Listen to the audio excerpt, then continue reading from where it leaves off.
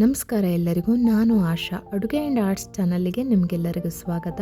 ಇವತ್ತು ನಾನು ಬೂದ್ಕುಂಬಳಕಾಯಿ ಮಜ್ಜಿಗೆ ಹುಳಿ ಮಾಡೋದನ್ನು ಹೇಳ್ಕೊಡ್ತಾ ಇದ್ದೀನಿ. ಈ ಒಂದು ತರಕಾರಿ ಆರೋಗ್ಯಕ್ಕೆ ತುಂಬಾ ಒಳ್ಳೆಯದು, ಜೀರ್ಣಕ್ರಿಯೆಗೆ ತುಂಬಾ ಸಹಾಯ ಮಾಡುತ್ತೆ, ಹಾಗೆ ಪೋಷಕಾಂಶಗಳಿಂದ ತುಂಬಿದೆ. ಇದನ್ನು ನಾವು ಬಳಸ್ತಾ ಬಂದರೆ ನಮ್ಮ ಆರೋಗ್ಯ ಸುಧಾರಿಸುತ್ತೆ. ಇದರ ಹೋಳುಗಳನ್ನು ನೀರಲ್ಲಿ ಹಾಕಿ ಬೇಯಿಸ್ಕೋಬೇಕಾಗತ್ತೆ. ಅದಕ್ಕೆ ಸ್ವಲ್ಪ ಉಪ್ಪು ಹಾಕಿಬಿಟ್ಟು ಬೇಯಿಸ್ಕೊಳ್ಳಿ. ನೆಕ್ಸ್ಟು ಒಂದು ಪ್ಯಾನಲ್ಲಿ ಎಣ್ಣೆ, ಹಸಿಮೆಣಸು ಹಾಗೆಯೇ ಶುಂಠಿ, ಬೆಳ್ಳುಳ್ಳಿ ಫ್ರೈ ಮಾಡ್ಕೋಬೇಕಾಗತ್ತೆ. ಇದನ್ನು ಎಲ್ಲರೂ ಇಷ್ಟಪಟ್ಟು ತಿಂತಾರೆ, ಅಷ್ಟು ರುಚಿಯಾಗಿರುತ್ತೆ ಈ ಒಂದು ಮಜ್ಜಿಗೆ ಹುಳಿ. ಇವಾಗ ಫ್ರೈ ಆಗಿದೆ ಅಲ್ವಾ, ಅದಾದ ನಂತರ ನಾವು ಕಾಯಿ ತುರಿಯನ್ನು ಹಾಕೋಬೇಕಾಗತ್ತೆ. ಅರ್ಧ ಬೌಲಷ್ಟು ಕಾಯಿ ತುರಿಯನ್ನು ಇದಕ್ಕೆ ಹಾಕ್ಕೊಳ್ತಾ ಇದ್ದೀನಿ. ಸ್ವಲ್ಪ ಹುಣಸೆ ಹಣ್ಣು ಸೇರಿಸ್ಬಿಟ್ಟು ಹುರಿರಿ. ಚೆನ್ನಾಗಿ ಹುರಿದಾದ ನಂತರ ಸ್ವಲ್ಪ ಹೊಂಬಣ್ಣ ಬಂದಾದ ನಂತರ ಇದನ್ನು ಮಿಕ್ಸಿಯಲ್ಲಿ ಹಾಕ್ಕೊಂಡು ರುಬ್ಕೋಬೇಕಾಗತ್ತೆ. ರುಬ್ಬಬೇಕಾದ್ರೆ ಸ್ವಲ್ಪ ನೀರನ್ನು ಬಳಸಿಬಿಟ್ಟು ರುಬ್ಕೊಳ್ಳಿ. ತೆಳುವಾದ ಪೇಸ್ಟು ರೆಡಿ ಆಗಬೇಕು.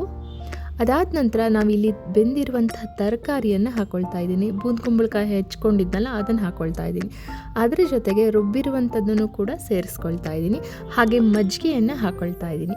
ಇದೆಲ್ಲ ರೆಡಿಯಾದ ನಂತರ ಇದಕ್ಕೆ ಒಳ್ಳೆ ಒಂದು ಒಗ್ಗರಣೆ ಕೊಡಬೇಕಾಗತ್ತೆ.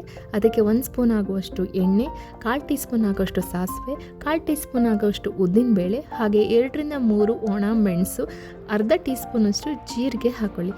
ಸ್ವಲ್ಪ ಈರುಳ್ಳಿಯನ್ನು ಹಾಕ್ಕೊಳ್ಳಿ.